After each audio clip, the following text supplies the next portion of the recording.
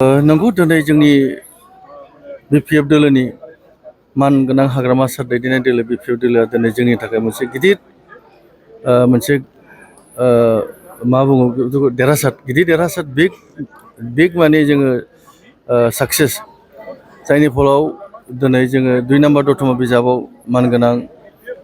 रबिराम नार्जारी सारखौ जोङो देरहासार खालामहरनो हाबाय आरो बे देरहासार खालामहरनो हानो जोंनि ओनसोलनि आइ आफा रायजो राजा बिदा फंबायफोरनि अननाय रायजो राजाफोरनि अननायनि थाखायनो जों दिनै बिथांखौ जों देरहासार खालामहरनो हाबाय आरो जोंनि बनगाव समस्थियाव बिटिसिनि कनस्टिटुयेन्सियाव जोङो मोनथाम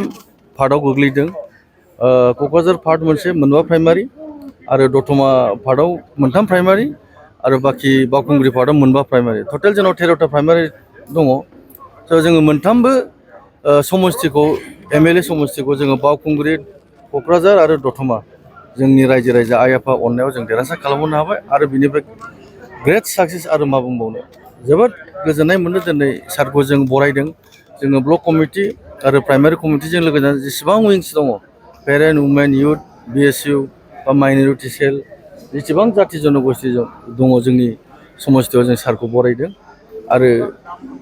बेनो जोंनि थाखाय मानगोनां हाग्रामा सार दैदेननाय बिपिएफ दोलनि थाखाय गिदिर मोनसे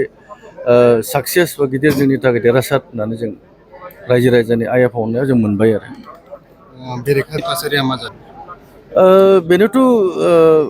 बिथांमोननि मोनसे थांनाय 2020आव बिथांमोना गारदि मोनदोंमोन बिटिसिखौ सासन खालामनो दा बे बिटिसि सासन खालामनायाव आइ आफा रायजो राजानि अननायाव बिथांमोनाबो मोनसे दायित्व बाहार मोनदोंमोन बिटिसिखौ सासन खालामनो खिन्थु उनावहाय नुबाय बिथांमोननि खामानि मावनाया खुगायाव बुङो फंसे बाथ्रा मावो फंसे बाथ्रा आरो थगायनाया बांसिन जादों बिथांमोननि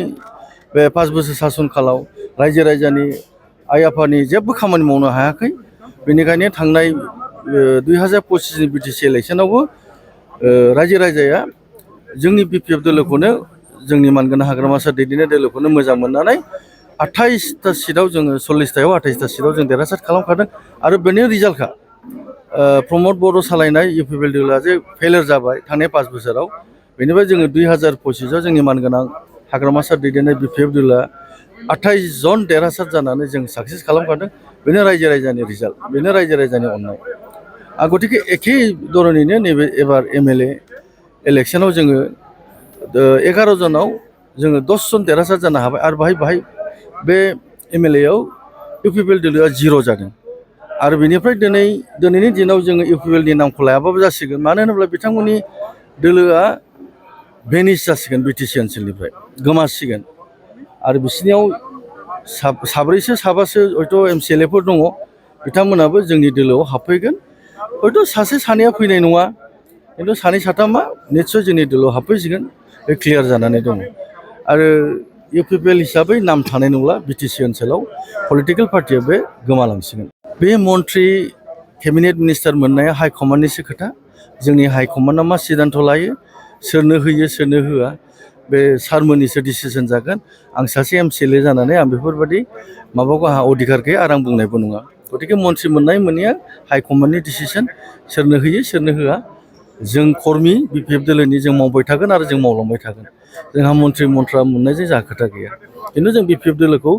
स्ट्रेंथेन दोनलांगोन आरो स्ट्रं जों लाखिलांबाय थागोन बे जों एस ए कर्मि हिसाबै जों मावलांबाय थागोन मन्थ्रि मोननाया गिदिर बाथ्रा नङा आरो बे जोंनि डिसिसन नङा